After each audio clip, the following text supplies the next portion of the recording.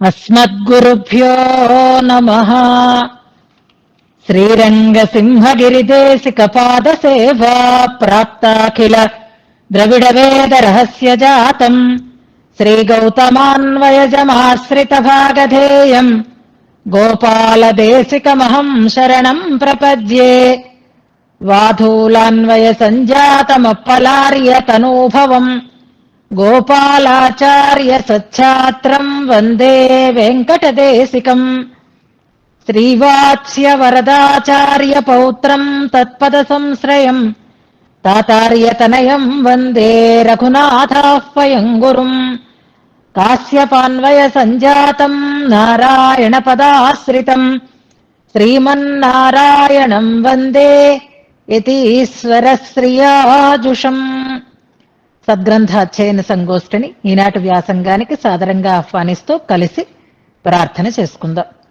శ్రీపరాశర భట్టార్య శ్రీరంగేశ పురోహిత శ్రీవత్సాంకసుత శ్రీమాన్ శ్రేయసే మేస్తు భూయసే.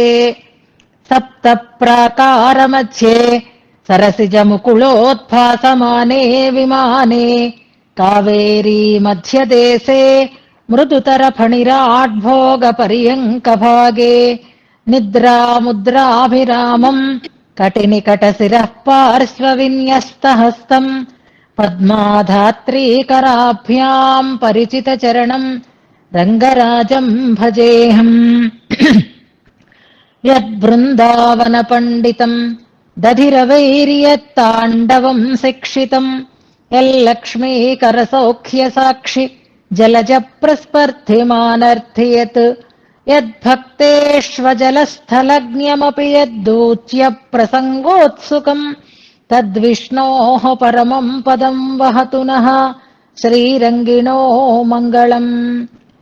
శ్రీస్తనాభరణం తేజః శ్రీరంగే శయమాశ్రయే చింతామణిమివోద్వాంతం ఉత్సంగే అనంతభోగినః. ఈనాడు గోష్ఠికి స్వాగత వచనాలను తెలియచేస్తూ సిద్దిపేటకి చెందినటువంటి హరిత మనన తాంబూలాన్ని సమర్పించింది. చాలా శ్రద్ధగా చక్కగా కృషి చేసి కూర్చుకొని అందంగా విషయాన్ని వివరించింది. మనసారా అభినందిస్తున్నాను. ఎన్సిహెచ్ కృష్ణమాచార్య స్వామి వారి సంబంధం ఉన్నట్టుంది. ఆచార్య తనయన్ అనుసంధానం చేస్తే వారి అబ్బాయి దగ్గర కృష్ణమాచార్యుల గారి కుమారుల దగ్గర సమాశ్రయణం అయినట్టుగా అనిపించింది నాకు. చాలా అద్భుతమైనటువంటి ఆచార్య పరంపరకి ఆ సంబంధం కలిగి ఉండడం చాలా అదృష్ట విశేషం. విషయ వివరణం చాలా బాగుంది. కాకపోతే కొన్ని పదాలలో ఉచ్చారణలో తప్పు వచ్చింది. అది మాత్రం చెప్తాను. విషయాన్ని చక్కగా అర్థం చేసుకుని అందంగా వివరించినందుకు మనసారా అభినందిస్తూ, ఉచ్చారణలో పదాలలో తేడాలు రావడంలో ప్రధానంగా సరిదిద్దుకోవాల్సింది ఏది అంటే శ్రీశ్చహ రంగశ్చహ అనకూడదు. అక్కడ విసర్గలు అసలు ఉండకూడదు. శ్రీశ్చ రంగరాజ అక్కడ విసర్గలు అస్సలు ఉండకూడదు. 2-3 సార్లు శ్రీశ్చహ అని అన్నారు. చ అని అది సముచ్చయార్థకమైనటువంటి ఒక అవ్యయం. దాని దగ్గర విసర్గలు పెట్టాల్సినటువంటి అవసరం ఉండదు. శ్రీశ్చ అని అనాలి, కానీ విసర్గలు పెట్టకూడదు. ఇది ఖచ్చితంగా సవరించుకోవలసినటువంటి అంశం. అలాగే తరంగం అన్నారు. తరంగం అంటే అర్థం వేరు, తగరం అంటే అర్థం వేరు. తగరం అంటే లోహం, తరంగం అంటే అలా అని అర్థం. తరంగం అని అది తొందరలో దొరికినటువంటి ఒక పొరపాటు కాబట్టి అది పర్వాలేదు. తగరం అని అర్థం తప్ప ఈ పదానికి రంగ పదానికి తరంగం అనేటటువంటి అర్థం ఉండదు. పదానికి అర్థం మారిపోతుంది కాబట్టి జాగ్రత్తగా గమనించుకోవాలి అని చెప్తున్నాను. అలాగే స్తవశ్చ, అక్కడ స్తవం దగ్గర కూడా ఏదో తేడా వచ్చింది, నాకు ఇప్పుడు గుర్తులేదు. స్తవము అనుకుంటే సరిపోతుంది. స్తవము అంటే స్తోత్రము అని అర్థం. మిగిలిన విషయం అంతా కూడా చాలా చక్కగా అనుసంధానం చేసి అందించినటువంటి హరిత చక్కగా ఈ వయసులోనే ఇంకా ఇంత చక్కటి శ్రద్ధని కలిగితే ఇంకా చాలా భవిష్యత్తు ఉంది. చాలా చక్కగా సద్గ్రంథ అధ్యయనం చేసి ఆచార్య అనుగ్రహంతో సద్విషయాలని మంచిగా ప్రచారం చేయగలిగేటటువంటి ఒక సదవకాశాన్ని పొందాలి అని పెరుమాళ్ళని ఆచార్యులని ప్రార్థన చేస్తూ ఈనాటి మన వ్యాసంగాన్ని ప్రారంభం చేసుకుందాం. ముందుగా తనయన్ శ్లోకాన్ని, మొదటి శ్లోకాన్ని అనుసంధానం చేసుకుందాం. మళ్ళీ తనయన్ అయిపోయింది కాబట్టి మొదటి శ్లోకాన్ని అనుసంధానం చేసుకుంటూ మన అర్థ విశేష అనుభవాన్ని చేద్దాం. శ్రీవత్సచిహ్నమిశ్రేభ్యో నమ ఉక్తిమధీమహే యదుక్తయస్త్రయీ కంఠే యాంతి మంగళసూత్రతాం. ఇవాళ చివరిలో అనుసంధానం చేయవలసినవి ఎక్కువగా ఏమీ లేవు. పెరియ తిరువందాదిలో 31వ పాసురం అనుసంధానం చేద్దరు గాని అదొక్కటే నోట్ చేసి పెట్టుకోండి. నిన్న మనం చాలా శ్లోకాలే అనుసంధానం చేసుకున్నాం. ఇవాళ విషయ వివరణం మీద మనం శ్రద్ధ పెట్టుకుందాం. శ్రీరంగరాజస్తవం అనేటటువంటి ఆ పదాలకి ఉండేటటువంటి నిర్వచనాలని యథాశక్తిగా మనం అనుసంధానం చేసుకున్నాం.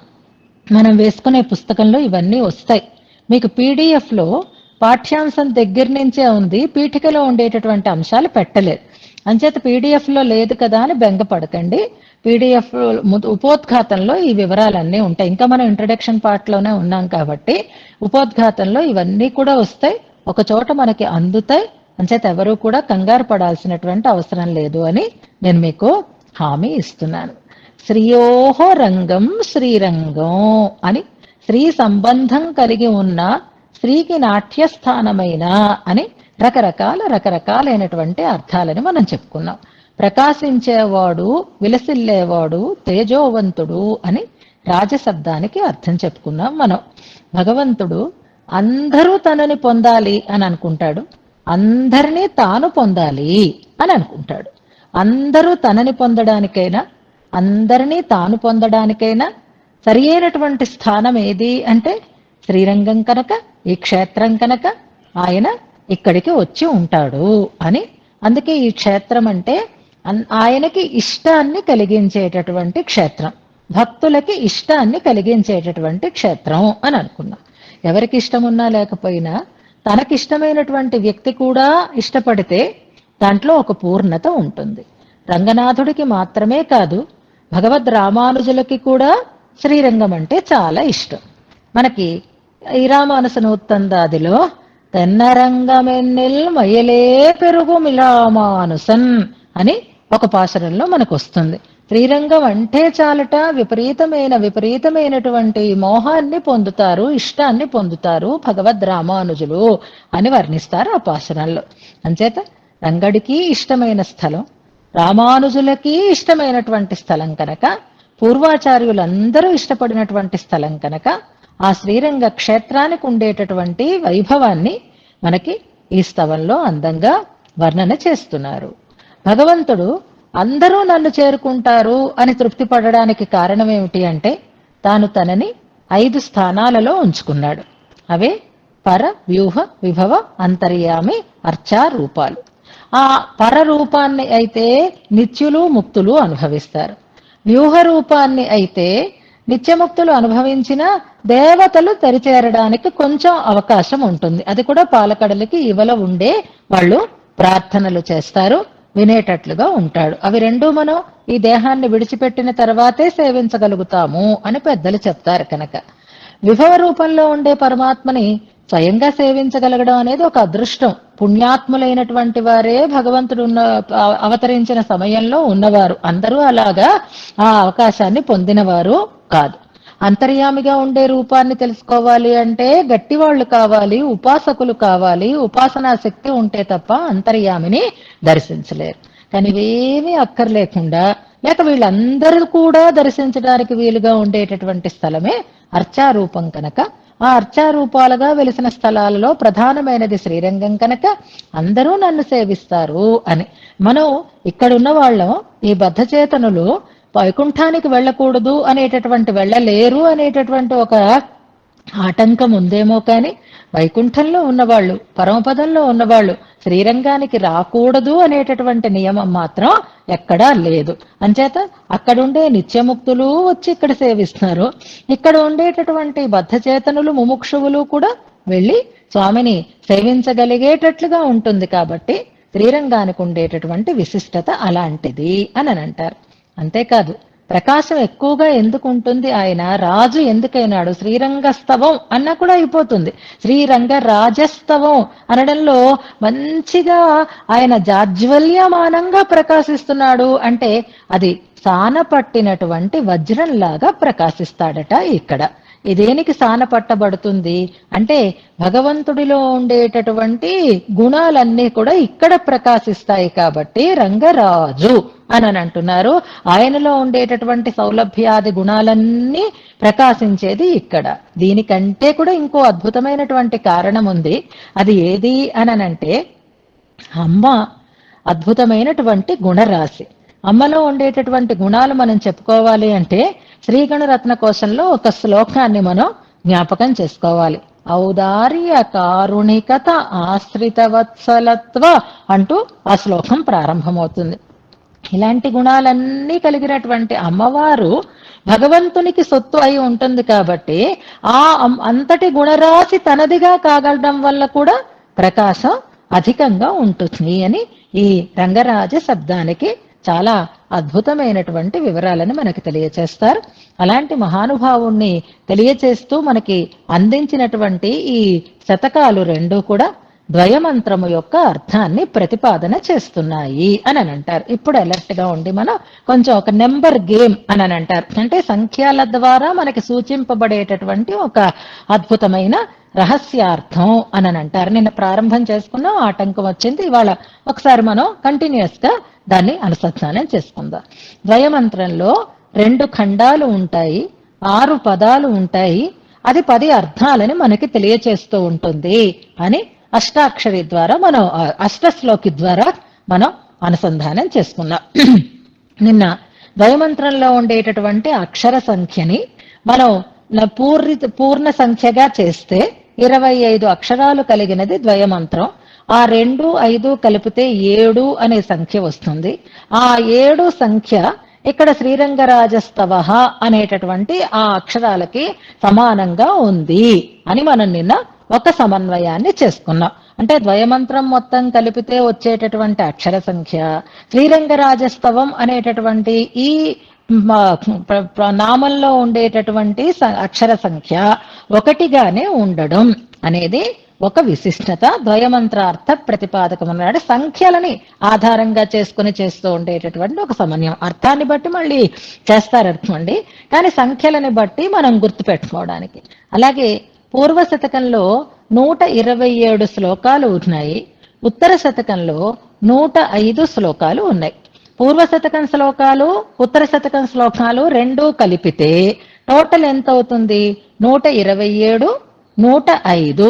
మ్యాథమెటిక్స్ లో బాగా ఆరితేరిన వాళ్ళు వెంటనే నెంబర్స్ పెట్టేయగలగాలి. అలా నెంబర్ కలిపితే మనకి 232 అవుతుంది. 232ని మళ్ళీ కలపండి. 2, 3, 2. 2 + 3 + 2 అంటే మళ్ళీ వచ్చింది ఏమిటి?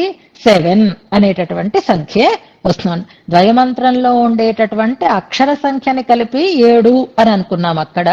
ఇందులో పూర్వ శతకంలో ఉత్తర శతకంలో ఉండేటటువంటి శ్లోక సంఖ్యని కలిపి మనం మళ్ళీ దాన్ని టోటల్ గా ఒకే నంబర్ గా తీసుకుంటే అది కూడా మనకి ఎలా వచ్చింది అంటే 7 అని వచ్చింది. శ్రీరంగ క్షేత్రానికి 7కి చాలా సంబంధం ఉంది అని అంటారు. అందులో సందేహం లేదు. 7 ప్రాకారాలు, 7 లోకాలు, 7 ధాతువులు రకరకాలుగా మనకి తెలియచెప్తూ ఉంటారు. అయితే ఇది కేవలం ద్వయమంత్రమే కాదు, అష్టాక్షరి మహామంత్రాన్ని కూడా ప్రతిపాదన చేస్తుంది శ్రీరంగ క్షేత్రంలో ఉండే సన్నివేశం అని కూడా చెప్తారు. ఇది మనం ఎలా తెలుసుకోవాలి అంటే, ఇప్పుడు అష్టాక్షరి మహామంత్రంలో ప్రణవము తర్వాత నమో నారాయణాయ అని ఉంటుంది. ప్రణవం అనేది ఒక అక్షరంగా మనం తీసుకుంటే మిగిలినవి మనం నమో నారాయణాయ నమః ఇవి 7 అక్షరాలుగా తీసుకుంటాం. ఈ 7 వేరుగా 7 ప్రాకారాలు అని చెప్పినప్పుడు ఓం అనేది వేరుగా ఉంటుంది.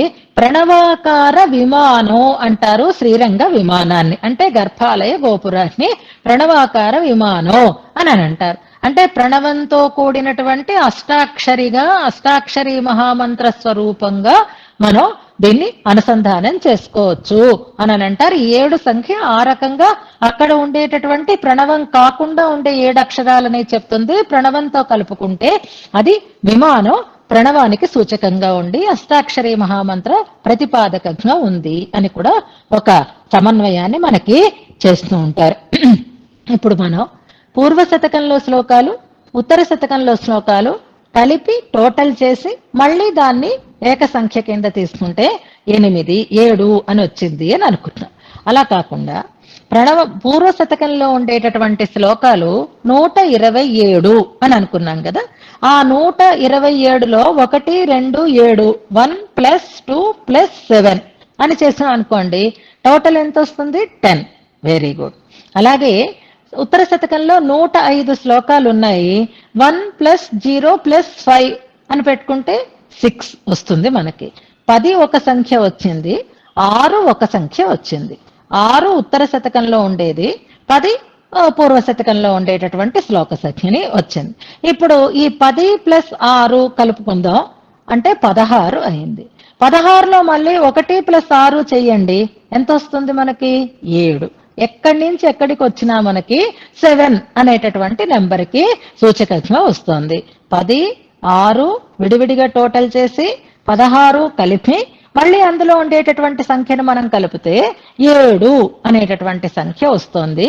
అది సప్తవర్ణానికి సూచకంగా సప్త ప్రాకార మధ్యస్థుడై ఉండేటటువంటి రంగనాథుణ్ణి వర్ణించేటటువంటి గ్రంథంగా శ్లోక సంఖ్యని బట్టి, అక్షర సంఖ్యని బట్టి మనం అనుసంధానం చేసుకోవచ్చు అని అంటారు. అంతేకాదు ద్వయమంత్రంలో ఉండేటటువంటి శబ్దాలు 6 అని, పదాలు 6 అని కదా అన్నారు. షట్పదోయం అని అన్నప్పుడు 6 పదములు కలిగినది అనేది 105లో 1, 0, 5 కలిపితే 6 సంఖ్య వచ్చింది చూసారా, అది మనకి షట్పదములు కలిగిన ద్వయమంత్రము అనే అర్థాన్ని సూచిస్తోంది అని చెప్పుకోవచ్చు. అలాగే 10 సంఖ్య వచ్చింది చూసారా మనకి, ఎందులో ఏది కలిపితే 10 సంఖ్య వచ్చింది? పూర్వ శతకంలో ఉండేటటువంటి శ్లోక సంఖ్యని మళ్ళీ మనం టోటల్ చేస్తే 10 అని వచ్చింది. ఆ 10 దేన్ని చెప్తోంది? దశైతాన్ మంతారం త్రాయతే చేతి అని మనకి చెప్తారు. 10 అర్థాలు మనకు అందులో చెప్పబడ్డాయి. నేతృత్వం, నిత్యయోగం, సముచిత గుణజాతం అంటూ ఆ శ్లోకం ఉంటుంది. అందులో 10 అర్థాలు ద్వయమంత్రం ద్వారా ప్రతిపాదింపబడుతున్నాయి అని మనకి స్పష్టం చేస్తారు. ఆ 10 సంఖ్య మనకు ఆ రకంగా సూచిస్తుంది, అందులో అర్థ వివరాన్ని చెప్తుంది. ఈ 6 సంఖ్య అందులో ఉండేటటువంటి పద వివరాన్ని చెప్తోంది. అలాగే 2 ఖండాలుగా ఉంటుంది అనడానికి పూర్వఖండము, ఉత్తరఖండము, పూర్వ శతకము, ఉత్తర శతకము అని మనం చెప్పుకుంటామే. అయితే ఇక్కడ చిన్న తేడా మనకు ఎలాగా అని అంటే, ముందర పూర్వఖండమా ఉత్తరఖండమా, పూర్వ శతకమా ఉత్తర శతకమా అని అంటే, పూర్వ శతకంలో ద్వయమంత్రంలో ఉండేటటువంటి పూర్వఖండార్థం చెప్పబడింది. ఉత్తర శతకంలో ద్వయమంత్రంలో ఉండేటటువంటి ఉత్తరఖండార్థము మనకి చెప్పబడింది అని అంటారు. కానీ షట్పదోయం ద్విఖండ అన్నప్పుడు మనకి అదే క్రమంలో ఉండాలి అనే అవసరం లేదు. నమ్మాళ్వార్లు తిరువాయుమొഴി దివ్య ప్రబంధాన్ని మనకు అందించినప్పుడు మొదటి 3 శతకాల ద్వారా ఉత్తరఖండార్థాన్ని చెప్పారు, తర్వాత 3 శతకాల ద్వారా పూర్వఖండార్థాన్ని చెప్పారు. ద్వయమంత్రంలో ఒజువిల్ కాలమెల్లాం అనే కైంకర్య ప్రార్థన ముందే జరిగిపోయింది. శ్రీమతే నారాయణాయ నమః అనే దాని అర్థం మనకి చెప్పారు. తర్వాత అగలగిల్లేన్ ఇరయమన్ను ఉలగముండ పెరువాయ అనే దాంట్లో శ్రీమన్నారాయణ చరణౌ శరణం ప్రపద్యే అనేటటువంటి అర్థాన్ని ప్రతిపాదన చేశారు. కనుక ఉపదేశం చేసేటప్పుడు ఫలం ముందు చెప్తున్నారు, తర్వాత సాధనాన్ని చెప్తారు అనేటటువంటి ఒక క్రమాన్ని బట్టి మనం సమన్వయం చేసుకోవచ్చు అని అంటారు. ఈ రకంగా ఈ రంగరాజస్తవంలో ఉండేటటువంటి శ్లోక సంఖ్య, ద్వయమంత్రంలో ఉండేటటువంటి అక్షర సంఖ్య, పద సంఖ్య, అర్థ సంఖ్య, ఇవన్నిటినీ మనం ఒకసారి పరిశీలించి చూస్తే ఈ శ్రీరంగరాజస్తవం మనకి ద్వయమంత్రార్థ ప్రతిపాదకంగా ఉంది అనే విషయాన్ని స్పష్టంగా మనవారు తెలియజేస్తారు. ఇంకా మనం చెప్పుకోవాలి అని అనుకుంటే ద్వయమంత్రంలో పూర్వఖండంలో ఉండేటటువంటి అక్షరాలు 15 అక్షరాలు. ఈ 15ని మనం 1+5 చేసుకుంటే 6 అనేటటువంటి సంఖ్య వస్తుంది. చూడండి, 15 అక్షరాలు ద్వయమంత్రంలో ఉండేవి 25 అక్షరాలు టోటల్ గా చెప్పుకున్నాం. అలా కాకుండా పూర్వఖండంలో 15 అక్షరాలు ఉంటాయి, ఉత్తరఖండంలో 10 అక్షరాలు ఉంటాయి. అవునా కాదా? ఒకసారి గమనించండి. పూర్వఖండంలో 15 అక్షరాలు, ఉత్తరఖండంలో 10 అక్షరాలు ఉంటాయి. ఈ 15 1+5 6 అని తీసుకుంటే 10 అక్షరాలలో 1+0 ఉంటుంది. అంచేత ఈ 6కి ఈ 1 కలుపుకుంటే 7. ఎలా చూసినా సరే 7 అనేటటువంటి సంఖ్య మనకు వస్తుంది. ఆ రకంగా చమత్కారంగా ద్వయమంత్రార్థ ప్రతిపాదకంగా సంఖ్యలని బట్టి, సంఖ్యలు ఉండేటటువంటి స్థితిని బట్టి పెద్దలు మనకి పరిచయం చేసి చెప్తారు. ఇది కూడా మన పుస్తకంలో మనకు వస్తుంది. ఇప్పుడు రాసుకోండి, గుర్తుపెట్టుకోండి. పుస్తకంలో ఉంది కదా అని మరచిపోవద్దు. చమత్కారమైనటువంటి ఒక సమన్వయంగా దీన్ని మనం భావన చేసుకుంటూ మనం స్తోత్ర అర్థానుసంధానాన్ని ప్రారంభం చేసుకుందాం. దీనికి వ్యాఖ్యానాలు సంస్కృతంలో 3 వ్యాఖ్యానాలు ఉన్నాయి. తెలుగు మణిప్రవాళంలో 2 ప్రధానమైనటువంటి వ్యాఖ్యానాలు ఉన్నాయి. మణిప్రవాళం అంటే తమిళం కదా, అంటే మిగిలిన భాషలతో కూడినటువంటి ఒక శైలి అంటారు మణిప్రవాళ శైలి. పరివాచంబిళే వ్యాఖ్యానాలు అవన్నీ కూడా, నంబిళ్ళే వ్యాఖ్యానాలు అవన్నీ కూడా మణిప్రవాళంలో ఉన్నవే అని చెప్తారు మనకి. అందులో సంస్కృత వ్యాఖ్యానాలలో అన్నీ లభ్యం కావటం లేదు. బాగా లభ్యమవుతున్నది వెంకటాచార్య స్వామి వారి వ్యాఖ్యానం అని అంటారు. అవన్నీ మనం ఇప్పుడు గుర్తుపెట్టుకోకుండా టోటల్ గా మనం మొత్తం మీద గుర్తుపెట్టుకోవాలి అంటే 3 సంస్కృత వ్యాఖ్యానాలు ప్రసిద్ధంగా ఉన్నాయి. అయితే 2 వ్యాఖ్యానాలు మొత్తం పూర్వ శతకానికి ఉత్తర శతకానికి కూడా ఉన్నాయి. ఒకటి మాత్రం కేవలం పూర్వ శతకానికి మాత్రమే ఉంది అంటారు. గోపాలాచార్య స్వామి వారు అనే ఒక మహానుభావుల వ్యాఖ్యానం కేవలం పూర్వ శతకానికి మాత్రమే ఉంది. మిగిలిన 2 శతకాలకి వ్యాఖ్యానాలు ఉన్నాయి, సంస్కృత వ్యాఖ్యానాలు. అవి కాకుండా అన్నంగరాచార్య స్వామి వారు అందించినటువంటి అద్భుతమైన మణిప్రవాళ వ్యాఖ్యానం దీనికి ఉంది. శ్రీరంగరాజస్తవం 2 శతకాలకి కూడా. ఇది కాకుండా బాధూల వీరరాఘవాచార్య స్వామి వారు అని అంటారు. అన్నావప్పంగార్ అని కూడా ఆయనకి వ్యవహార నామం ఉంది. వారు కూడా అందించినటువంటి అద్భుతమైనటువంటి మణిప్రవాళ వ్యాఖ్యానం దీనికి ఉంది. ఇవి కాకుండా ఇంకా కొన్ని ఉన్నాయంటారు. మనకి ఇప్పుడు అందుబాటులో ఉన్నది, చాలా మంది దగ్గర ఉన్నది ఏది అంటే సంగ్రహమైనటువంటి ప్రతిపదార్థ తాత్పర్యాలతో కూడి ఉన్నటువంటి పుస్తకం. అది పరవస్తు గోవిందాచార్య స్వామి వారు అనేటటువంటి మహానుభావులు మనకి తెలుగులో చేసి పెట్టినటువంటి వివరణ. అది తెలుగులో మనకి లభిస్తున్నది అదొక్కటే, మిగిలినవి ఇతర భాషలలో లభిస్తున్నాయి. తెలుగులో మనకి లభ్యంగా ఉన్నటువంటి గ్రంథం పరవస్తు గోవిందాచార్య స్వామి వారు అందించినటువంటి ప్రతిపదార్థ తాత్పర్యాలతో కూడి ఉన్నటువంటి శ్రీ వైష్ణవ స్తోత్రమాల అనే దాంట్లో ఉన్నటువంటి పూర్వ శతకం ఉత్తర శతకం రెండిటికి వారు మనకి అందించి పెట్టారు. అంతవరకు దీని వ్యాఖ్యాన వివరాలను మనం తెలుసుకుందాం.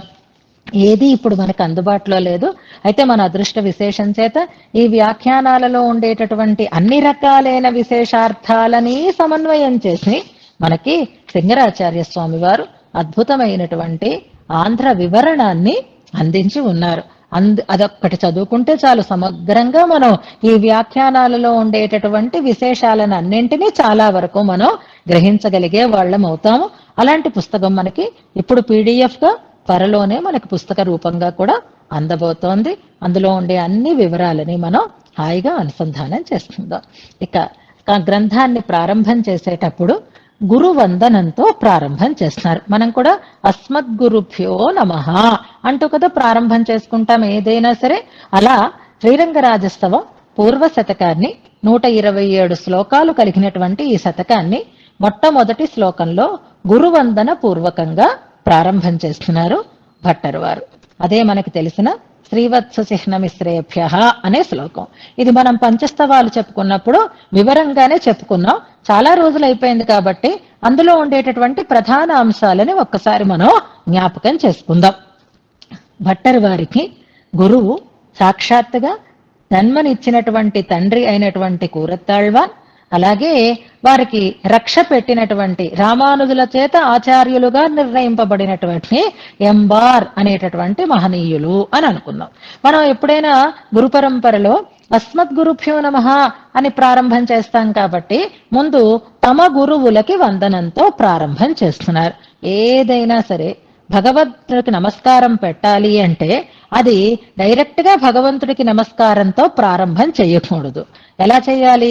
గురు వందనంతో ప్రారంభం చెయ్యాలి. ఎందుకు అని ప్రశ్నించాలి మనం.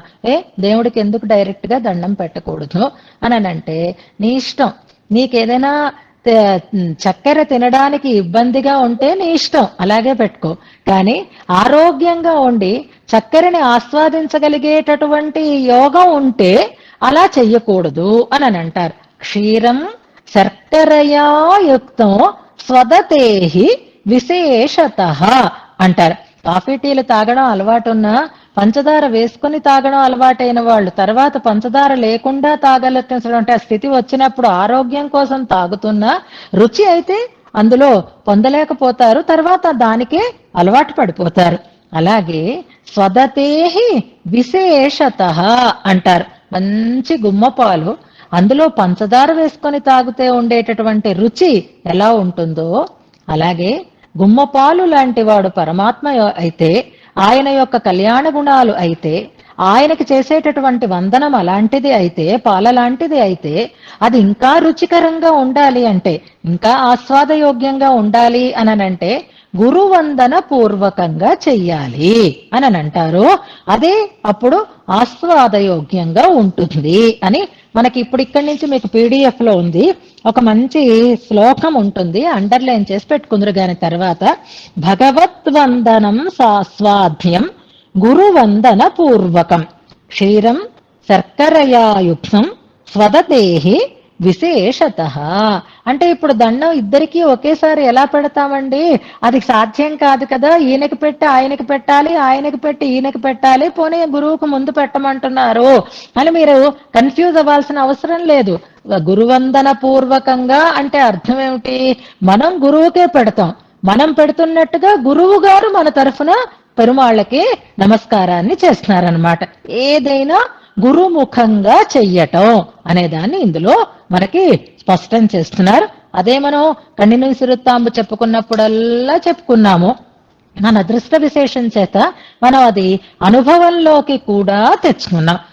వరదరాజస్వామిని మనం సేవించినప్పుడు, తిరుమంజన సేవా భాగ్యాన్ని మనం పొందినప్పుడు మనకు ముందు ఎవరున్నారో ఒక్కసారి ఆలోచించుకుంటే వేదం వల్ల అర్హళై కొండు అని మహనీయులైనటువంటి భాగవతోత్తములని ముందు పెట్టుకుని, ఆచార్యులని ముందు పెట్టుకుని భగవంతుణ్ణి సేవించాలి అనేటటువంటి క్రమం అదే మనకి ఆనందదాయకంగా ఉంటుంది అని చెప్తారు. కనుక ప్రతి ఒక్కరూ కూడా అదే పద్ధతిని పాటిస్తున్నారు. భట్టరు వారు కూడా ఇప్పుడు అలా ఆచార్య వందనాన్ని చేస్తున్నారు. ఆచార్య వందనం అంటే గురు పరంపర ఒకటి ఉంటుంది. మనం ఇక్కడ భట్టరు వారు అందించినటువంటి భగవద్గుణ దర్పణంలో చేసిన ఆచార్య వందనానికి, ఇందులో చేస్తూ ఉండేటటువంటి ఆచార్య వందనానికి చిన్న తేడా ఉంది అని అనుకుంటున్నాము. ఇద్దరూ గురువులే. అందులో ముందు గోవింద భట్టరికి నమస్కారం పెడతారు, తర్వాత తండ్రి గారికి. వందే గోవింద తాతో ఇద్దరికి ఒకేసారి, కానీ పేరుని ముందు గోవింద నామాన్ని తీసుకుంటారు అక్కడ. ఇందులో ముందుగా తమ తండ్రి గారైనటువంటి భట్టర కూరత్తాళ్వానికి నమస్కారం చేస్తున్నారు. ఇప్పుడు మనం ప్రారంభం చేసుకోబోతున్నాం. ఇందులో ఉండేటటువంటి ప్రకరణాలను మనం తీసుకోవాలి అని అంటే, ఇందులో మొదటి 8 శ్లోకాలలో కూడా గురు పరంపరకి వందనం చెయ్యటం అని అవుతుంది. 8 శ్లోకాల దాకా తీసుకోండి. అంటే అష్టాక్షరి అని మనం అనుకోవచ్చు అనమాట. మనకి గురు పరంపరలో అస్మద్గురుభ్యో నమః దగ్గర నుంచి శ్రీధరాయ నమః అనే వాక్యాలు 13 వాక్యాలు ఉంటాయి. కానీ ఇందులో ఆ వరుసలో కాకుండా ప్రధానమైనటువంటి పెద్దలని స్మరిస్తూ వెళతారు. అందులో ముందు తమకి సాక్షాత్తుగా గురువులైనటువంటి శ్రీవత్స చిహ్న మిశ్రులని కూరత్తాళ్వానికి, తర్వాత ఎంబార్లకి దాసోహాన్ని సమర్పిస్తారు. 2వ శ్లోకంలో ఎంబార్లకి చెప్తారు. తర్వాత మనకి ఈ మూడు అయిపోయిన తర్వాత శ్రీమతే రామానుజాయ నమః అని వెళ్ళిపోతాం కదా మనం. ఆ రామానుజులకి వందనం చేస్తారు 3వ శ్లోకంలో. 4వ శ్లోకంలో ఆ రామానుజుల వారి ఆచార్యులైనటువంటి యామునాచార్యుల వారికి నమస్కారం చేస్తారు. 5వ శ్లోకంలో ఆ యామునులకి గురువైనటువంటి నాథమునులకి నమస్కారం చేస్తారు. 6వ శ్లోకంలో నమ్మాళ్వార్లకి వందనం చేస్తారు. 7వ శ్లోకంలో శ్రీరంగనాయకి అమ్మవారికి, 8వ శ్లోకం దగ్గర రంగనాథుడికి వందనం చేస్తున్నారు. ఆ వందనం చేసి స్తుతిని ప్రారంభం చేస్తారు. అంటే ఇప్పుడు మనం 8 శ్లోకాలలో గురు పరంపర వందనాన్ని చేస్తున్నాం, గురు పరంపరని పాటిస్తున్నాం అన్నమాట. ఇందులో మనకి అధీమహే అనేది క్రియాపదం ఇంతకు ముందు చెప్పుకున్నాం. అయినా మళ్ళీ సంగ్రహంగా మనం ఒకసారి జ్ఞాపకం చేసుకుందాం. ఈ క్రియాపదంలో ఉండేటటువంటి విశిష్టత ఏది అననంటే అధీమహే అనడంలో నమ ఉక్తిం అధీమహే అంటున్నారు. అంటే ఇక్కడ వీరు చేత్తో నమస్కారం పెట్టటం లేదు, శిరసు వంచి నమస్కారం పెట్టటం లేదు, కాయికంగా నమస్కారం చెయ్యటం లేదు. ఎలా చేస్తున్నారు? వాచికంగా నమస్కారం చేస్తున్నారు, నోటితో నమస్కారం చేస్తున్నారు. నమ ఉక్తిం అధీమహే, నమః అని అంటున్నాము అంటున్నారు. అంటున్నాను అంటే నమస్కారం చేస్తున్నాను అని, నమః అని అంటున్నాను అని అనడంలో అనడానికి ఒక విలక్షణమైనటువంటి పదాన్ని వాడుతున్నారనమాట. ఇప్పుడు మనకి గురించి అయితే మనం చేసుకునే పదప్రయోగాలు వేరు, పెద్దల గురించి అయితే, పెరుమాళ్ల గురించి అయితే మనం చేసేటటువంటి పదప్రయోగాలు వేరుగా ఉంటాయి.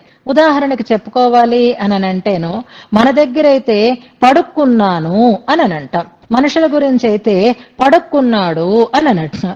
పెరుమాళ్ల విషయంలో అయితే పవళించేడు అని అంటాం. పవళించటం వేరు, పడుకోవటం వేరు. ఇది మనకి ఎక్కడ అంటే తిరుప్పావైలో నీరాడపోదువీర్ అని ఆండాళ్ళమ్మ వారు ఒక పదప్రయోగం చేస్తున్నారు. ఆ నీరాడడం అనే పదం పెద్దల విషయంలో ప్రయోగించేటటువంటి పదం, సామాన్యుల విషయంలో ప్రయోగించేటటువంటి పదం కాదు అన్నమాట.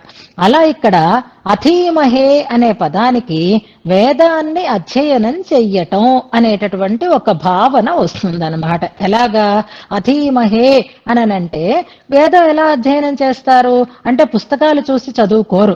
గురువు గారు చెప్తూ ఉంటే గురువు గారు చెప్పినటువంటి ఆ మంత్రాన్ని మళ్ళీ వీరు అంటూ ఉంటారు. సంత చెప్పుకోవడం అని మనం వింటూ ఉంటాం చూసారా, అలాగా అనూచ్చారణం అని అంటారు.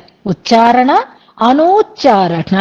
గురువు గారు ఉచ్చరిస్తారు, దాన్ని అనుసరించి మళ్ళీ అదే పదాన్ని వీళ్ళు అంటూ ఉండడం అనే అర్థాన్ని మనకిస్తుంది. వేదాధ్యయనం అలాగే కొనసాగుతుందన్నమాట. ఇప్పుడు భట్టరు వారు తమ తండ్రి గారికి నమః అని అంటున్నారు. ఎలా అంటున్నారు అంటే అనూచ్చారణం చేస్తున్నాను అనే అర్థాన్ని ఇక్కడ చెప్తున్నారు. అంటే ఇంతకు ముందు ఎవరో ఒకరు అని ఉండాలి కదా, ఎవరని ఉంటారు అంటే వేదం చెప్పిన మాటనే మళ్ళీ నేను అంటున్నాను అన్నట్లుగా చెప్తున్నారు. ఆ అన్నవారు ఎవరు, ఆ గురువు ఎవరు అనే దాన్ని ఇందులో మనకి తెలుసుకోవాలి. ముందుగా క్రియాపదంలో ఉండే విశిష్టత ఏది అంటే మామూలుగా చెప్పడం కాదు, ఇది వేదోచ్చారణం లాంటిది, గురువు దగ్గర చేసేటటువంటి అధ్యయనం లాంటిది అని చెప్తున్నారు. ఎవరికి నమస్కారం అంటున్నారు వీరు అనంటే శ్రీవత్స చిహ్న మిశ్రేభ్య అని వారి పేరుని చెప్తున్నారు. ఇక్కడ మరొక రకంగా మా తండ్రి గారికి మరొకటి అని అనుకుంటున్నా, శ్రీవత్స చిహ్న అనే పదంతో ప్రారంభించడం ఏది అనంటే మా తండ్రి గారి పేరుయే మంగళకరంగా ఉంటుంది. వారికి నమస్కారం చేసినా చెయ్యకపోయినా ఆ పేరు ఎత్తితే చాలు అదే చాలా మంగళకరంగా ఉంటుంది అని శ్రీవత్స చిహ్నులు అని శ్రీకారంతో మంగళకరమైనటువంటి పదంతో ప్రారంభం చేస్తున్నారు. దీన్ని నమ ఉక్తి, ఆ ఉక్తి అనే పదం 2 సార్లు వచ్చింది చూడండి. తయః అని వచ్చింది, నమ ఉక్తిం అనేటటువంటి పదము ఇందులో మనకి వచ్చింది.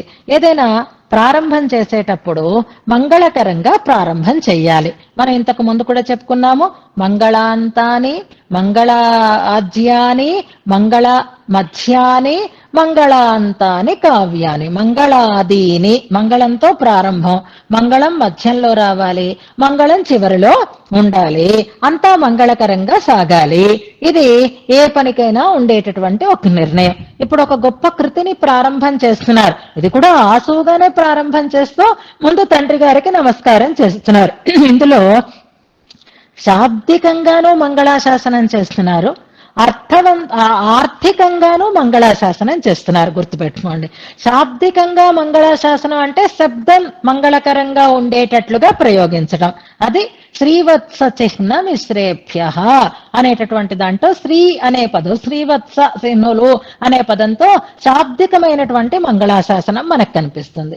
ఇక ఆర్థికంగా అంటే అర్థాన్ని బట్టి ఇది మంగళం అని మనకి తెలిసేటట్లుగా ఎలా అనిపిస్తుంది అంటే గురువందనమే మనకి మంగళకరము అనేది ఒక విషయం ఉంది కాబట్టి దాన్ని మనకి ఇందులో స్ఫురింప చేస్తున్నారు, ఆర్థికమైనటువంటి మంగళాశాసనాన్ని చేస్తున్నారు అని రెండు రకాలుగాను ఇందులో మంగళకరంగా ప్రారంభం చేస్తున్నారు అని మనకి తెలియచేస్తారు. అర్థాన్ని బట్టి గురువందనం మంగళకరం అని తెలుస్తోంది, శబ్దాన్ని బట్టి శ్రీవత్స చిహ్న అనేటటువంటి పదంతో మంగళకరంగా ఈ కావ్యాన్ని, ఈ స్తోత్రాన్ని ప్రారంభం చేస్తున్నారు అని అంటున్నారు. ఇందులో ఏమిటి వారికి ఉండేటటువంటి గొప్పతనం అంటే శ్రీవత్స చిహ్నమిశ్రుల యొక్క సూక్తులు వేదాంతమునకు మంగళసూత్రముల వంటివి అని చెప్తున్నారు. అంటే ఇక్కడ మనకి కూరత్తాళ్వాన్ ఒక పెళ్లి చేసేటటువంటి పురోహితుల స్థానంలో కనపడాలి అన్నమాట. ఈ శ్లోకం చదువుకున్నప్పుడు కూరత్తాళ్వాన్ని మనం ఎలా భావించాలి అంటే ఒక పెళ్లి, వివాహ వేదిక, అక్కడ ఒక అద్భుతమైనటువంటి వివాహం జరుగుతోంది. ఆ వివాహంలో ఉండేటటువంటి పెళ్లి కుమార్తె, పెళ్లి కుమారుడు ఎవరు, వివాహం చేయిస్తూ ఉండేటటువంటి పురోహితులు ఎవరు, కడుతూ ఉండేటటువంటి మంగళసూత్రం ఎటువంటిది, ఇలా భావించుకుంటే ఈ శ్లోకం మనకెప్పటికీ గుర్తుండిపోతుంది. అది మంగళకరమైనటువంటి వివాహం. ఎవరికి వివాహం జరుగుతోంది అంటే త్రయీ కంఠే అనడంలో త్రయీ అంటే వేదము అని అర్థం. వేద కంఠము అంటే వేద శిరస్సులు అంటే ఉపనిషత్తులు అన్నట్లుగా మనకి వేదాంత కాంత అని అనుకుంటున్నాం మనం. వేదాంత కాంత, వేదాంతములనేటటువంటి లేదా వేదకాంత అని కూడా అనుకుందాం. అక్కడ పెళ్లి కుమార్తె వేదము లేదా వేదాంతము అని అనుకుందాం. కుమారుడు ఎవరు అంటే పరమాత్మ, పరం బ్రహ్మ. వేదాంతముల చేత ఎవరు చెప్పబడతారు? వేదైత్య సర్వై అహమేవ వేద్య, భగవంతుడే చెప్పబడతాడు. వేద ప్రతిపాదితుడైనటువంటి వాడు పరమాత్మ, ఆయనకి చెందినది వేదము. ఎలాగా అంటే శాస్త్రీయంగా వివాహం చేసుకున్నటువంటి ఆ స్త్రీ ఆ వ్యక్తికే చెందినది అయినట్లుగా ఈ కూరత్తాళ్వాన్ పెళ్లి చేస్తున్నారు. ఎందుకు ఈ పెళ్లి మళ్ళీ? ఎలాగా వేదం పరమాత్మనే చెప్తోంది, పరమాత్మే వేదాలని అందించాడు, మళ్ళీ పెళ్లి ఎందుకు చేస్తున్నారు అనంటే మెడలో మంగళసూత్రం లేకపోతే ప్రమాదం వస్తోంది. ఏమో ప్రమాదం? మంగళసూత్రం లేకపోతే భర్త లేని స్త్రీ అనుకుంటున్నారు కొంతమందిని, మంగళసూత్రం లేకపోతే ఇంకా పెళ్లి కాలేదు అనుకుంటున్నారు కొంతమంది. మంగళసూత్రం ఉంటే అమ్మ పర్వాలేదు, ఇంక ఈవిడ జోలికి మనం వెళ్ళకూడదు ఒకప్పుడు అనుకోండి, ఇప్పుడు ఆ సంస్కారాలే పోయాయి. కానీ మంగళసూత్రం ఉంటే అది ఆ వ్యక్తికే చెందినది అనేటటువంటి ఒక నిశ్చయం కలుగుతుంది, ఒక గౌరవం ఏర్పడుతుంది. అలాంటి స్థితి వేదకాంతకి కలిగించారు ఎవరు? కూరత్తాళ్వాన్. ఎంచేత అంటే ఆనాడు వేదాలకి అపార్థాలని చెప్పి నిరీశ్వరవాదం అంటే భర్తే లేడు అని కొట్టిపారేయటం. అలా కాకుండా వేదం చేత చెప్పబడేవాడు ఈయన, ఆయన, ఈయన, రకరకాల వాళ్ళందరూ వేద ప్రతిపాద్యులే అని చెప్పడం అన్నమాట. ఆ స్థితులన్నీ పోవాలి. నారాయణ తత్వమే పరం బ్రహ్మే ప్రతిపాదింపబడుతున్నాడు. ఎవరు చెప్పారు ఆ మాట? కూరత్తాళ్వానే చెప్పారు. ఎలా చెప్పారు? ఎక్కడ చెప్పారు అంటే ఆయన పరతత్వ నిర్ణయం, కూరేస విజయం అని వింటాం కదా. ఈ వేదవాక్యాలన్నింటినీ ప్రతిపాదన చేసే చోళరాజుని ఆయన జయించి వచ్చారు అని అంటారు. ఎదుక్తయ, ఎవరి యొక్క ఉక్తులు అంటే కూరత్తాళ్వాన్ ప్రతిపాదన చేసినటువంటి వేదాంతోక్తులు అని ఒక అర్థం. అంతకంటే మంగళసూత్రతామని అంటున్నారు కాబట్టి కూరత్తాళ్వాన్ మనకు అందించినటువంటి పంచస్తవము అనేటటువంటి పంచస్తవి అనేటటువంటి ఒక అద్భుతమైనటువంటి మంగళకరమైనటువంటి ఆభరణం, అదే మంగళసూత్రం. భగవద్ రామానుజులు బ్రహ్మసూత్రాలకి భాష్యాలని అందిస్తే మా కూరత్తాళ్వాన్ వేదకాంతకి మంగళసూత్రాలని కూర్చి ఇచ్చారు. ఆ మంగళసూత్రమే ఏది అంటే పంచస్తవి అని చాలా స్పష్టంగా చెప్తున్నారు. అంటే వేదాంతకాంతకి మెడలో ప్రధానంగా అలంకరింపబడేటటువంటి అద్భుతమైన సూక్ష్ములుగా పంచస్తవిని మనకి అందించడం చేత ఇక మరొక అపార్థాలు అందులో లేవు. ఇప్పుడు పురోహితుడు వివాహం చేయించేటప్పుడు ముందుగా ఆ మంగళసూత్రానికి దాన్ని తయారు చేసి కూర్చి దానికి చక్కగా విలక్షణత్వం కల్పించి పూజ చేసి అంతా సిద్ధం చేసి అప్పుడు పెళ్లి కొడుకు చేతికి అందించి దాన్ని పెళ్లి కుమార్తె మెడలో కట్టిస్తాడు. అలాగే కూరత్తాళ్వాన్ కూడా యదుక్తయ త్రయీకంఠే యాంతి మంగళసూత్రతాం అని ఆ కూరత్తాళ్వాన్ సూక్తులే వేదకాంత మెడలో ప్రధానమైనటువంటి మంగళసూత్రము యొక్క స్థానాన్ని అలంకరిస్తున్నాయో అటువంటి శ్రీవత్స చిహ్న మిశ్రేభ్య, ఈ మిశ్ర శబ్దానికి కూడా ఇంతకు ముందు మనం చెప్పుకున్నాము. మిశ్ర అంటే కలిపేవాడు అని అర్థం అనమాట. ఇక్కడ ఇది గౌరవవాచకం. భట్టర్ అంటే ఎలా అయితే గౌరవవాచకం అని ఉంటుందో అలాగే మిశ్ర శబ్దం కూడా గౌరవవాచకమైనదే.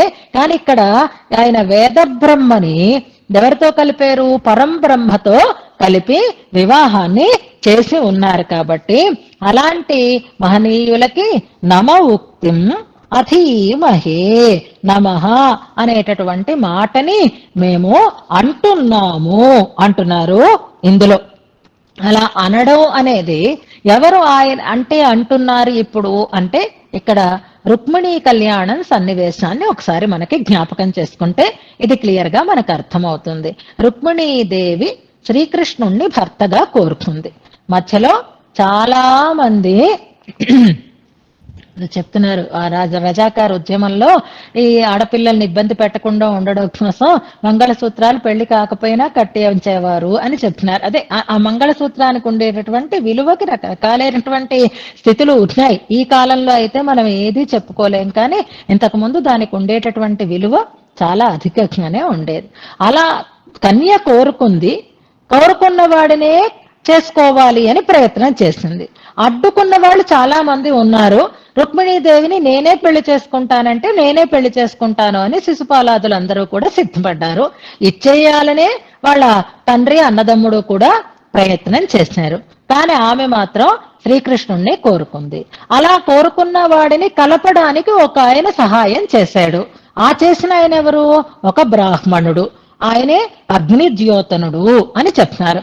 అలా అగ్నిద్యోతనుడు ఈ రుక్మిణీదేవి సందేశాన్ని తీసుకుని వెళ్లి శ్రీకృష్ణ పరమాత్మకి అందించి తిరిగి వచ్చి అమ్మ తప్పకుండా వస్తాడు అని మాట చెప్తే అలా చేసినటువంటి సహకారానికి ఆమె ఆయనకి చేసినటువంటి ప్రత్యుపకారం ఏది అంటే నమస్కారం పెట్టింది. అంతే, అంతకు మించి ఇంకేం నేను నీకు చెయ్యలేను అని మనం మొన్న తల ఎల్లాల్ కైమారిలేనే అనే మాట ఎలా చెప్తున్నామో అలాగే ఇక్కడ అంజలి కావించద భూసురోత్తమమణి అంటూ ఆయనకి నమస్కారం చేసింది. ఎవరు? రుక్మిణీదేవి. ఆ రుక్మిణీదేవి నమస్కారం చేసిందని భాగవతంలో చెప్పారు కాబట్టి మనకు తెలుస్తోంది. ఎంచేత నమస్కారం అని అంది ఆవిడ అని అంటే అంతకు మించినది మరొకటి లేదు కనుక ఇంకేం చెయ్యాలో తెలియదు కాబట్టి ఆ నమముక్తి చెప్పడం కంటే మరొక ప్రత్యుపకారం లేదు అని అనుకుంది. నమః అని అంది. అలాగే ఇప్పుడు భట్టర్ వారు ఎలా భావిస్తున్నారు అంటే తన తండ్రి ఆ వేదకాంతకి ఆ మెడలో మంగళసూత్రం కట్టిస్తే ఆ వేదకాంత లేదా వేదాంతకాంత ఆ పురోహితులకి కృతజ్ఞతా రూపంగా నమః అని నమముక్తిని చెప్పింది. ఆమె అన్న మాటనే అక్కడ ఉన్న వాళ్ళందరూ కూడా అంటున్నారు అనమాట. ఆమె అన్న మాట నమః, దాన్ని అనూచ్చారణంగా నమః తథాస్తు అంటే తథాస్తు అని అందరూ కోరస్ గా అన్నట్లుగా వేదకాంత తనకు ఉపకరించినందుకుగా ఆయనకి నమస్కారం చేసింది, నమః అని ఉక్తిని అంది. దాన్నే మేం కూడా అంటున్నాము అనంటూ నమ ఉక్తిం అధీమహే అని వాచికమైనటువంటి నమస్కారాన్ని ఇందులో చేస్తున్నారు అని అంటారు. అంచేత ఈ మహానుభావులు కూరతాళ్వాన్ స్థాయి ఎలాంటిది అంటే వేదాంత ప్రతిపాద్యమైనటువంటి పరతత్వ నిరూపణం చేస్తూ ఆ వేదము ఆ పరమాత్మనే ప్రతిపాదిస్తోంది, ఆయనకే చెందినది అని నిశ్చయం చేసి కళ్యాణాన్ని చెయ్యగలిగినటువంటి రీతిలో అద్భుతమైనటువంటి ఉక్తులను మనకు ప్రసాదించినటువంటి మహనీయులు వారు అనంటూ ఈ శ్లోకంలో ముందుగా తమ తండ్రి గారికి నమస్కారం చేస్తున్నారు. శాబ్దికంగాను ఆర్థికంగాను అని కూడా అంటారు. అలాంటి ఈ సూత్ర పదాన్ని బట్టి ఆయనే వేదాంతాలకి ఒక ఆభరణం లాంటి వారు, ఆయనే వేదాంతానికి ఆభరణాన్ని కల్పించినటువంటి వారు అని మన పెద్దలు సమన్వయం చేస్తున్నారు. ఇక్కడ మనం ఒక శ్లోకాన్ని సమన్వయం చేసుకోవచ్చు. ఆ శ్లోకం మీకు అందరికీ అందుబాటులో ఉండదు. ఇక్కడ ఆభరణం మంగళసూత్రం అని స్పష్టం చేశారు. కూరతాళ్వాన్ గురించి ఎంతో మంది ఎన్నో రకాలైనటువంటి స్తోత్రాలని మనకు అందించారు. అందులో కూరేశ పంచాశత్ అనేటటువంటి ఒక స్తోత్రం ఉంది. వరదరాజస్తవం చెప్పుకున్నప్పుడు మనం ఆ స్తోత్రాన్ని రచించినటువంటి మహానుభావులు ఆయన గురించి కూడా మనం చెప్పుకున్నాం. ఆయన కోసం గరుడ సేవని కూడా మొట్టమొదటిసారిగా అందిస్తారు అని చెప్పుకున్నాం. ఆ కూరేశ పంచాశత్లో మొదటి శ్లోకం ఉంటుంది. అందులో కూరతాళ్వాన్ని సంబోధిస్తూ ఒక ప్రయోగం ఉంటుంది. దాన్ని ఒక్కసారి నేను చదువుతాను, వినండి. మీరు మీ దగ్గర ఆ పుస్తకం ఉండే అవకాశం ఉండదు. జయ జయ యతిరాజశ్రీపదాంభోజయుగ్మ ప్రసృమరమకరందాస్వాదలుబ్ధాంతరంగా అని శ్లోకమేది మొట్టమొదటిగా జయ జయ అంటూ ప్రారంభం చేస్తున్నారు. జయ జయ యతిరాజశ్రీపదాంభోజయుగ్మ యో నిత్యమచ్యుత పదాంబుజయుగ్మ రుక్మ అనే శ్లోకం మనకి జ్ఞాపకం రావాలి. ఆ యతిరాజుల యొక్క శ్రీచరణాలనేటటువంటి వెరీ గుడ్ గుర్తుంది. మీరు ఎవరైనా చెప్తారేమో అని నేను ఆయన పేరు చెప్పలేదు. శుద్ధ సత్వం దొడ్డయాచార్యులు అనేటటువంటి ఒక ఆయన ప్రతి ఏడాది గరుడ సేవకి వెళ్లేవారు. పెద్దవారైపోయిన తర్వాత ఒక ఏడాది వెళ్ళక విచారపడుతూ ఉంటే పెరుమాళ్లే వచ్చి సేవను అందించారు అంటారు. వారు రచించినటువంటి స్తోత్రం అన్నమాట ఇది. అందులో యతిరాజుల పాదాంభోజ యుగ్మమునందు ప్రసృమర మకరంద ఆస్వాద ఆ పాద పద్మాలలోంచి జాలువారుతూ ఉండేటటువంటి తేనెని ఆస్వాదించేటటువంటి మనస్సు కలిగినటువంటి ఓ మహనీయ అంటూ ప్రారంభం చేస్తున్నారు. లుబ్ధాంతరంగ జయ జయ కుమతే భవ్రాత హరియక్ష విద్వన్మణివరా అంటూ ఉంటారు. మనకి కూరతాళ్వాన్ ఒక పక్క చాలా మృదులంగా కనిపిస్తారు, మరొక పక్క చాలా జటిలమైనటువంటి ప్రతిభ కలిగిన వారిగా కనిపిస్తూ ఉంటారు. రామానుజుల వారి దగ్గర హాయిగా ఆ పాదాంభోజ మధువుని పానం చేసేటటువంటి వినీతులైనటువంటి శిష్యులుగా మనకు కనిపిస్తున్నారు. కానీ కూరతాళ్వాన్ లేకపోతే సిద్ధాంతమే నిలిచి ఉండేది కాదేమో. అందుకే ఆ విశిష్టాద్వైత సిద్ధాంతాన్ని నిలపడం కోసం ప్రయత్నించిన వారు కనుక జయ జయ కుమతే భవ్రాత హర్యక్ష అంటున్నారు. కుమతేభ హర్యక్ష, కుమత ఇభములు అంటే ఏనుగు సింహానికి భయపడుతుంది. ఏనుగంత ఎత్తుగా పెరిగినటువంటి చెడ్డ మతాలని ఖండించి అదుపులో పెట్టి అంతం చేసినటువంటి హరియక్ష సింహమా అని పిలుస్తున్నారు కూరతాళ్వాన్. యదుక్తయస్త్రయీ కంఠే యాంతి మంగళసూత్రత అని అందుకే అంటారు. కాబట్టి అంత అద్భుతంగా కుమతాలని ఖండించగలిగేటటువంటి వాక్ పటిమ కలిగినటువంటి వారు మహానుభావులు. కుమతములనేటటువంటి ఏనుగులకి సింహం లాంటి వారు అని అంటారు. విద్వన్మణివరా అని విద్వాంసులు అని చెప్తూ అక్కడ నిగమాంతాకల్ప కూరాధినాథ అని పిలుస్తున్నారు. నిగమాంతాకల్ప అనే పదం మనకి ఇక్కడ కావాలి. మంగళసూత్రం అనేది ఒక ఆభరణం. ఆకల్పము అంటే ఆభరణము అని అర్థం. నిగమాంతాకల్ప అనడంలో నిగమాంతములు అంటే వేదాంతములు, ఆకల్పము అంటే ఆభరణము అని అర్థం. నిగమాంతములకు ఆభరణములు ఎవరి ద్వారా లభించేయో ఆయన అనే అర్థం చెప్పుకుంటే, ఆ మంగళసూత్రాన్ని తయారు చేసి కట్టించినటువంటి పురోహితునిగా కూరత్తాళ్వారు చెప్పుకోవచ్చు. నిగమాంతములే ఆభరణములుగా కలిగిన వారు అంటే అద్భుతమైనటువంటి వాక్ పాటిమ కలిగినటువంటి వారు అంటారు. అలాంటి మహనీయులని ముందుగా వందనం చేస్తూ ఈ శ్లోకాన్ని మనకు అందిస్తున్నారు భట్టర్ వారు. తర్వాత రెండవ శ్లోకంలో ఎంబారులకి నమస్కారం చేస్తారు. ఈ శ్రీ పద ప్రయోగంలో కూడా ఒక విలక్షణత్వం ఉంటుంది. మనకు మొదటి దాంట్లో వేదాంతకాంతకి అలాగే పరబ్రహ్మకి వివాహం చేశారు. ఇప్పుడు రెండవ దాంట్లో ఆచార్యుల పట్ల ఉండేటటువంటి విధేయత ఎలా ఉండాలో ఆ విధేయతని తెలియచేస్తూ ఎంబార్ల యొక్క వైభవాన్ని మనకి చెప్తూ రెండవ శ్లోకాన్ని చెప్తున్నారు.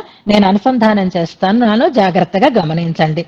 రామానుజ పదఛాయ గోవిందాహ్వానపాయిని తదాయత్త స్వరూపాసా జీయాన్మద్విశ్రమస్థలీ.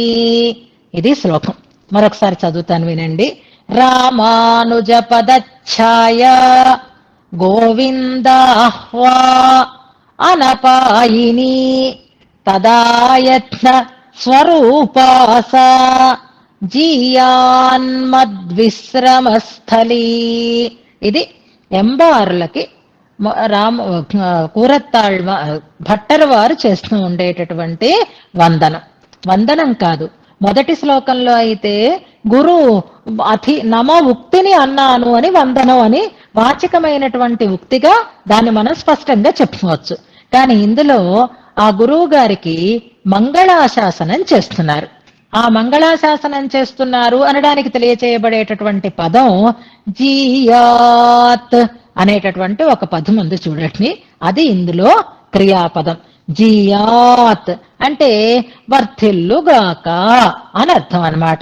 అంటే మనం విలసిల్లుగాక, తేజరిల్లుగాక, వర్ధిల్లుగాక అని అంటూ ఉంటాం కదా, అలా జీయాత్ అంటున్నారు. నేను నమస్కారం చేస్తున్నాను అని అనటం లేదు, ఇందులో అంటున్నమాట జీయాత్ అంటున్నారు.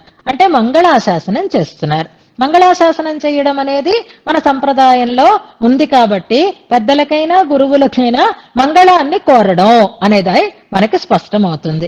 ఎవరు జీయాత్ అంటే రామానుజ పదఛాయ జీయాత్ అని అది కర్తృపదంగా మనం చెప్పుకోవాలి. ఇక్కడ పేరెక్కడా లేదు, పేరు వేరే రకంగా చెప్తున్నారు. మంగళం కలుగుగాక అని దేని గురించి కోరుకుంటున్నారు అనంటే ప్రధానమైనటువంటి విశేష్యంగా మనం రామానుజ పదఛాయ అనే దాన్ని తీసుకుందాం. అంటే ఇక్కడ ఎంబార్లు వేరే ఒక స్వరూపంగా మనకి చెప్పబడడం లేదు. ఎలా చెప్పబడుతున్నారు? రామానుజుల యొక్క నీడగా చెప్పబడుతున్నారు. రామానుజ పదఛాయగా చెప్పబడుతున్నారు. ఛాయ అంటే నీడ అని అర్థం. నీడ అనడంలో కూడా మనకి రెండు రకాలుగా మనం అర్థం తీసుకోవచ్చు. చెట్టు నీడ, గొడుగు నీడ, కొండ నీడ, ఇలాగా మన నీడ అంటే ఒక వస్తువుని ఆశ్రయించి దట్టంగా చల్లతనాన్ని ఇచ్చేటటువంటి ఒక స్థలము అని అనుకోవాలి. నీడ అంటే మన నీడ మనకే, మన ఛాయ అని అనుకుంటాం కదా. అలా రామానుజ పదఛాయ అంటే నీడెప్పుడు వ్యక్తిని విడిచి ఉండదు. అంతేకాదు నీడెప్పుడు ఆ వ్యక్తిని అనుసరించే ఉంటుంది. మనిషి ఒక చోట నీడొక చోట ఉండరు, మనిషితో పాటే ఉంటుంది నీడ. అలాగే ఎంబార్లు కూడా రామానుజ పదఛాయ అయి ఉంటున్నారు. రామానుజుల పాదుకలు ఎవరు? మనం దాశరథి గురించి చెప్పుకుంటాం. రామానుజుల వారి సన్నిధిలో మనకి మొదలయాండానయిందా అని అనాలి అని కదా చెప్పుకుంటాం. పాదుకే యతిరాజస్య అని ఆ వారి తనయాన్ని మనం అనుసంధానం చేసుకుంటాం. ఎంబార్లు ఏమవుతారు అంటే రామానుజుల యొక్క ఛాయ వంటి వారు అని చెప్తున్నారు. సీతమ్మ వారిని పరిణయం కావిస్తూ జనక చక్రవర్తిని ఛాయేవ అనుగత అని చెప్తున్నారు. నీడలా నిన్ను వెన్నంటి ఉంటుంది అని చెప్పడంలో అలా ఆచార్యులని వెన్నంటి ఉండేటటువంటి శిష్యులు అని చెప్పడం కోసం రామానుజ పదఛాయ అంటున్నారు. అలా ఛాయకు వేరే పేరు ఉండదు, కానీ ఈ ఛాయకైతే వేరే పేరు ఉంది. మామూలుగా అయితే మనిషికి ఎవరో ఆ మనిషి నీడే, ఆ మనిషి పేరే ఉంటుంది, వేరే పేరు ఉండదు. ఇప్పుడు రామానుజ పదఛాయ అంటే అదే పేరుతో ఉండాలి, కానీ ఈ ఛాయకు ఒక పేరు ఉంది. గోవిందాహ్వా, గోవింద అనే పేరు కలిగిన, ఆహ్వా అంటే పేరు, ఎన్నోసార్లు మనకు వచ్చింది. అనపాయిని, నీడ ఎలాగైతే విడిచిపెట్టకుండా ఉంటుందో ఈ గోవింద భట్టర్ కూడా ఎంబార్ కూడా భగవద్ రామానుజులని ఒక్క క్షణం కూడా విడిచిపెట్టకుండా ఉండేటటువంటి మహనీయులు అని మనకు స్పష్టం చేస్తున్నారు.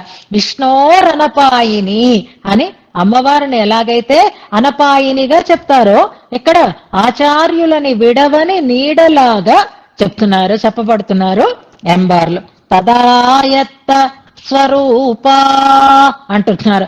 తదాయత్త స్వరూప, మన స్వరూపం ఎవరికి చెందినది అంటే ఈ జీవుడు పరమాత్మకే చెందినవాడు అని ఎలా చెప్తున్నారో అలాగే శిష్యుడు ఆచార్యులకే చెందినటువంటి వాడు అనడంలో తదాయత్త స్వరూప, ఆయనకే అధీనమైనటువంటి స్వరూపము కలిగినది అయినా గోవిందాహ్వా రామానుజ పదఛాయ జీయాత్ విలసిల్లుగాక.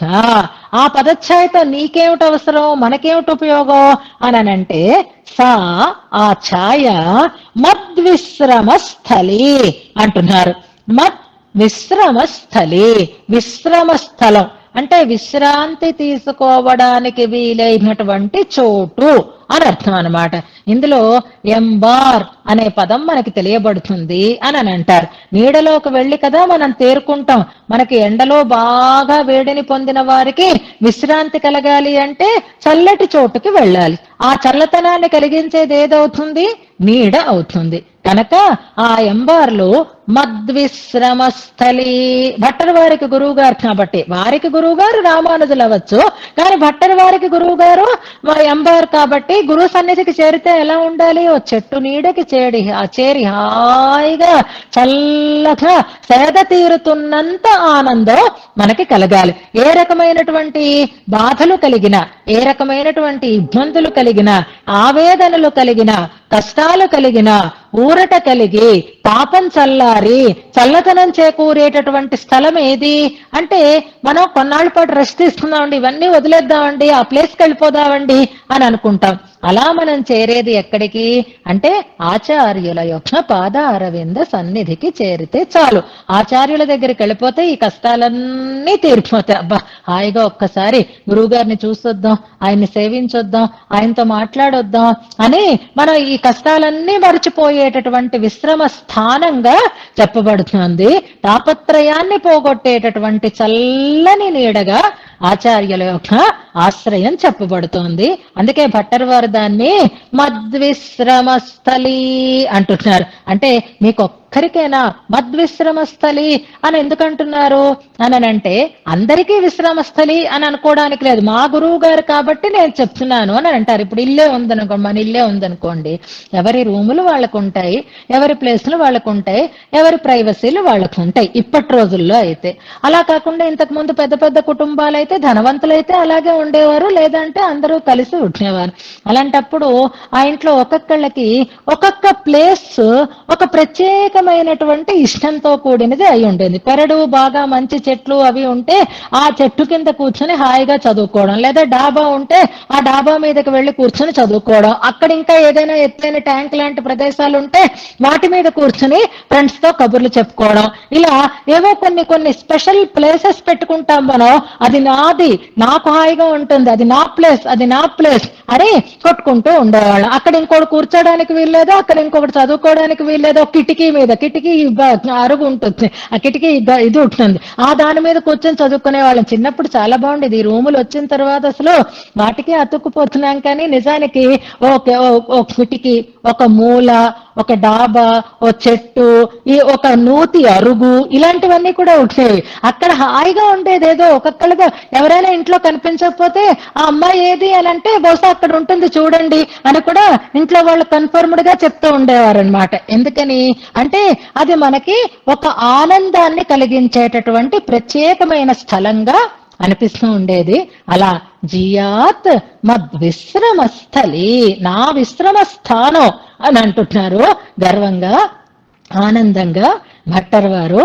ఇందులో ఎందుకు ఈ పదప్రయోగం అంటే ఎం పార్ అనే పదాన్ని విడగొట్టి చెప్తున్నారు. ఇది వీరి పేరు గోవింద భట్టరు అనేది సంస్కృత నామం అయితే, ఎంబార్ అనేది వారికి ఉండేటటువంటి సన్యాసాశ్రమం స్వీకరించిన తర్వాత వచ్చినటువంటి నామం అన్నమాట.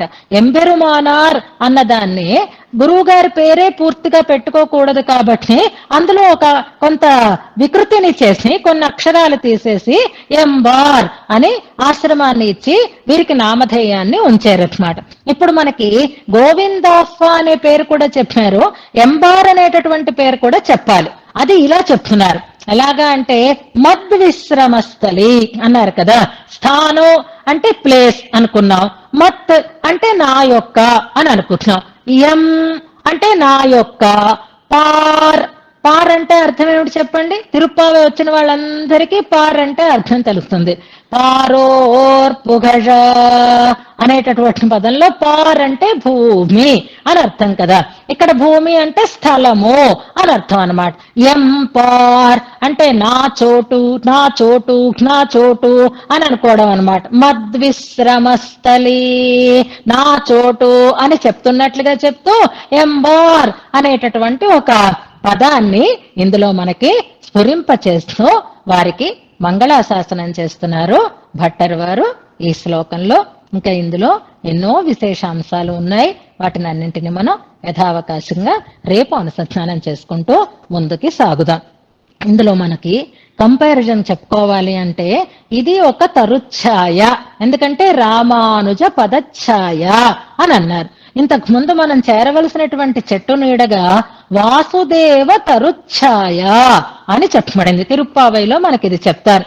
హాయిగా చెట్టు నీడలో ఉంటూ ఉంటే చెట్టు ఉంది, నీడ ఉంది, చల్లగా ఉంది, చేరడానికి అవకాశం ఉంది, ఎవరు అడ్డుకోవడం లేదు, ఎందుకర్రా వెళ్ళరు దాని కిందకి, ఈ మంటల్లో ఎందుకు ఇలాగ మీరు మండిపోతున్నారు అని అడుగుతున్నారు ఒక ఆయన. నరకాంగారసమని నిప్పులు చెరుగుతోంది ఎండ.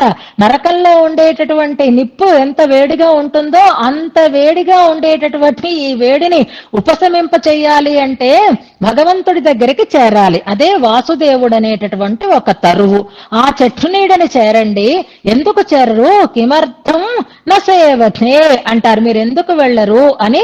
నాతి సీత నా ఘర్మద అంటారు. బయట ఎండలో వేడిగా ఉంది, ఏసీ రూమ్ లోకి వెళ్ళండి అని అన్నాం అనుకోండి, ఏసీ నాకు పడదండి అంటారు. నిజమే, చాలా మందికి ఏసీ పడదు, దానివల్ల ఆయాసం అవన్నీ కూడా వస్తాయి. ఎందుకని? చల్లగానే ఉంటుంది కాబట్టి. కానీ వాసుదేవతరు అలా ఉండదు, బాగా చల్లగాను ఉండదు, బాగా వేడిగాను ఉండదు. ఏ టెంపరేచర్ కావాలో ఆ టెంపరేచర్ లోనే ఉంటుంది. హాయిగా మనం సేవించడానికి తగినట్లుగా ఉంటుంది అని ఇది వరకు ఒక తరుఛాయని మనకు చెప్పారు. ఆ తరుఛాయ కంటే మించినటువంటి ఛాయ ఏది అంటే గురుఛాయ అనుకోవాలి. అదే రామానుజ పదఛాయ అంటారు. ఆచార్యులకి పాదఛాయగా చెప్పబడుతున్నారు వీరు, భగవంతుడికి పాదఛాయగా చెప్పుకున్నారు నమ్మాళ్వార్లు తమని పెరియ తిరువందాది అనేటటువంటి దివ్య ప్రబంధంలో. ఆ పాసురమే మనం తర్వాత అనుసంధానం చేస్తుందాం. ఈ శ్లోకాన్ని నేను ఉపదేశాత్మకంగా చెప్తాను.